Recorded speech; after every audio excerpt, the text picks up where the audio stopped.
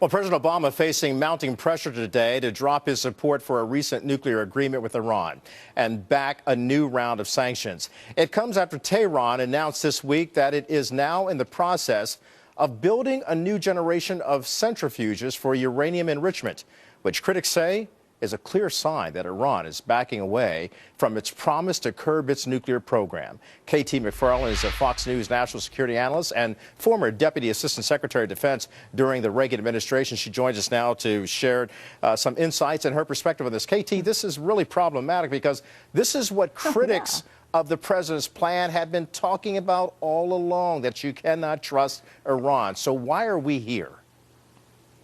You know, this is just so incredible, Kelly. For the last decade, the United States, Republicans, Democrats, Congress, presidents, and even the United Nations have had a deal on the table. And here was the deal.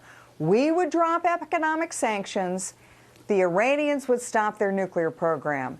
Now, what does the deal seem to be now? Well, we're dropping the sanctions. In fact, the economy in Iran is starting to boom. But are the Iranians stopping their nuclear program? No. And what we've seen in the last week, they're not only not stopping, they're ramping it up. So the question now becomes, is this a deal that's even worth having? I don't think so. Ramping it up, and as you recall, KT, the Israeli Prime Minister Benjamin Netanyahu had warned of this situation.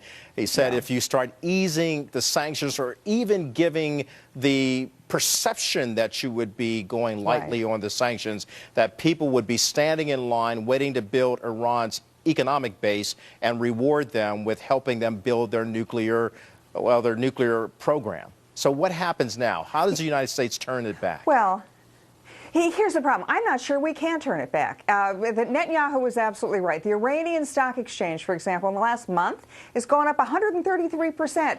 We haven't even lifted those sanctions officially. Just the mere suggestion we're going to lift them has meant that companies and countries are lining up to do business with Iran. So Iran is on the verge of having a huge economic boom. So what does the United States do now? Sure, Congress should pass legislation to say if Iran does not go along with what they've promised to do, sanctions should be reimposed. It's going to be hard, though, to reimpose those sanctions. It's going to be really hard to get that toothpaste back in the tube. Yeah, but what the United States should do in addition, I was just going to say, you know, to your point, though, when you go back to the president's Friday press conference or news conference before going on his vacation to Hawaii, he was talking about, hey, we haven't removed sanctions. Sanctions are still on the table. They're still effective. That was his argument. But how effective is that argument when you see that Iran is kind of thumbing its nose in the face of the president?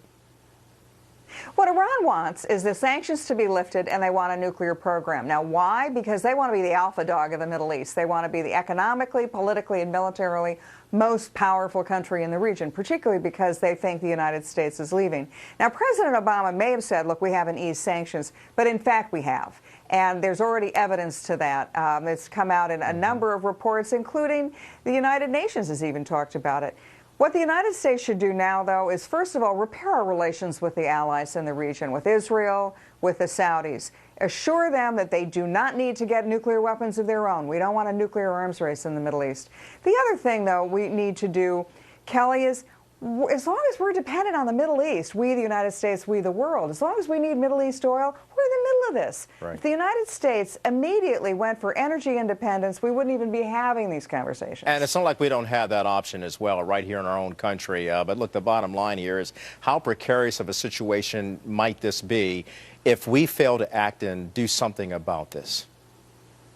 It's very serious for two reasons. One, if Iran does get nuclear weapons, like I said, they're the alpha dog in the Middle East. They start dictating events in the entire region. The second thing, though, that has all along been a worry is if this launches a nuclear arms race, even if Iran doesn't actually have a nuclear weapon, if they're thought to be on the verge of having a nuclear weapon, the other countries in the region have already announced they will get nuclear weapons of their own. So you could see a nuclear arms race in the most unstable part of the world and a part of the world the rest of the world economy needs for energy. And certainly the one thing we do not need at this juncture, KT McFarland, we appreciate your insights and your perspective as always.